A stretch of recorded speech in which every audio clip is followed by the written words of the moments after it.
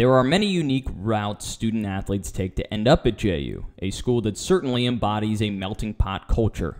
I always knew I loved football, and Coach Bell, Cade had came to bowls, I guess Cade's freshman year, my senior year, so I'd met him at a couple practices, and I told him then, I was like, hey, I'm going to come play for you, now I'm going to do a GA afterwards and get into coaching. So I'm sure then he probably thought I was crazy, like who is this little tiny kid coming up to me, but it's just, JU, I wanted to stay close to home. I'm pretty close with my family, so I stayed at home and just ended up going here. I really didn't have any other places I wanted to be. It was a pretty easy sell. Obviously it was a good sell because 5 more Canadians followed me afterwards, but it just kind of fit with what I wanted. Small school, good soccer program at the time. We were top 100, which was pretty good because it was a new program. Unfortunately, it wasn't my first look, but everything happens for a reason, and I think it worked out for the best, me ending up here. It was actually Coach Bell. I played high school football at Trinity Catholic, Ocala, Florida. And he was actually my head coach there, and just those 4 years of playing there, having him as my coach, we just kind of built that bond, that relationship, to where, you know, I just really felt comfortable being with him. This is home. It's Jacksonville University. This is where I grew up. This is where guys come to grow as individuals, to overachieve. It seems like that's what Jacksonville University is about. A bunch of guys getting together, a bunch of people getting together, doing more than what they're really asked of, growing together, and creating some really special bonds. Some student-athletes can't quit JU after they graduate and stay as graduate assistants or coaches. Those that stay do vary some in their motivations. Britta Ration is an assistant coach for women's lacrosse and is one of 5 JU staffers whose careers ended just last year. It was definitely just the environment. The people that I'm surrounded by really dragged me to come back to the school.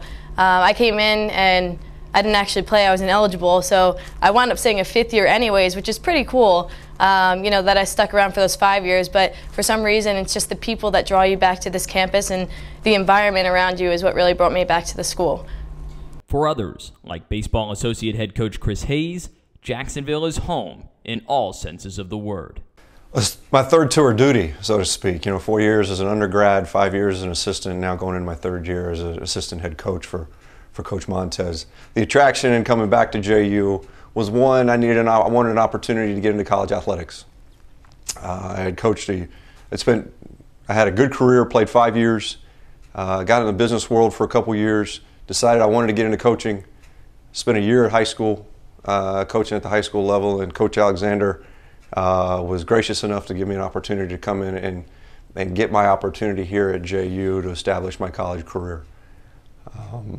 You know, best decision of my life to come back home. Best decision of my life in 1990 to make the decision to come to Jacksonville University back 25 years ago. For the football GAs, it was the relationships with head coach Kerwin Bell, who doesn't like to see his former players leave either. Well, one thing, KB likes to take care of his guys, and so one of the former JU players who had his position, and he actually took a high school coaching job down in IMG, and so the position came up, and I spoke with Coach Bell, and he told me if I want to do it, you know, the position is there for me.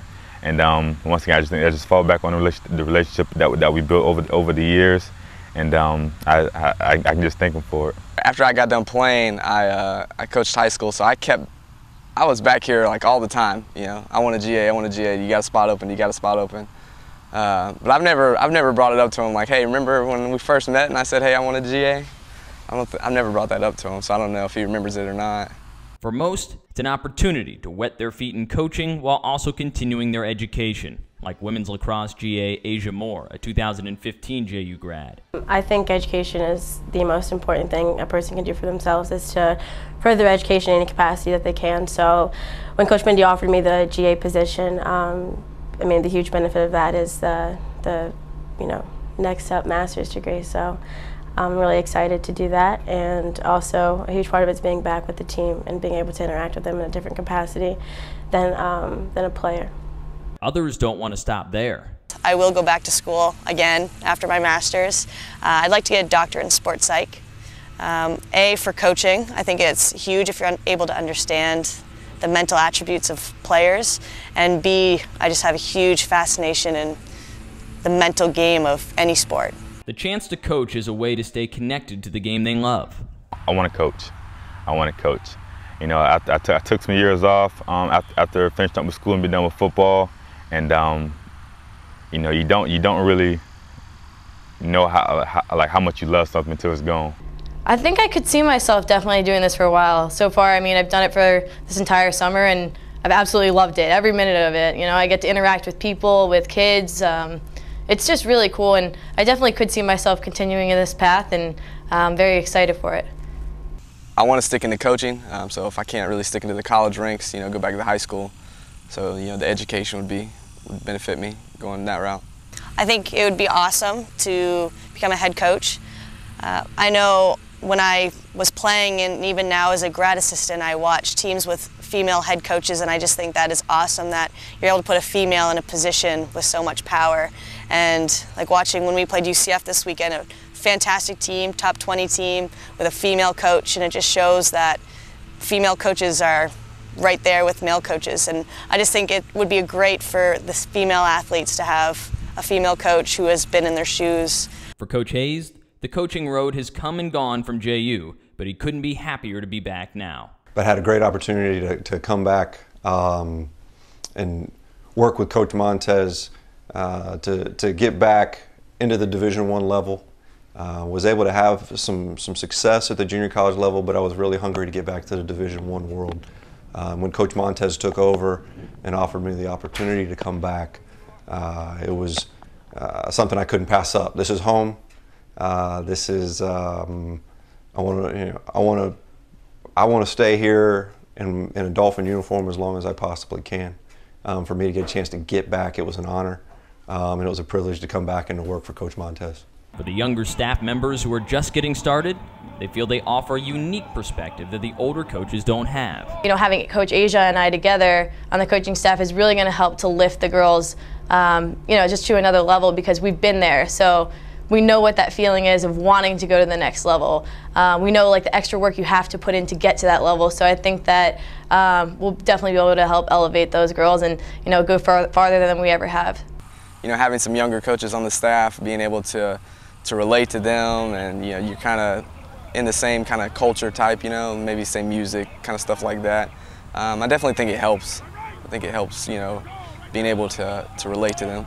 I felt as a player that on this field won a conference and led a team to a conference championship and an NCAA tournament appearance. I just thought, you know what, if there's anyone that's going to be able to do it, it's someone that's been in their shoes. And a lot of girls will listen to me just because they know I'm speaking from experience. I was there 10 months ago in the exact same shoes they were in. So it's been kind of one of those things where like I want to give back to the young players what I was able to get in my 4 years.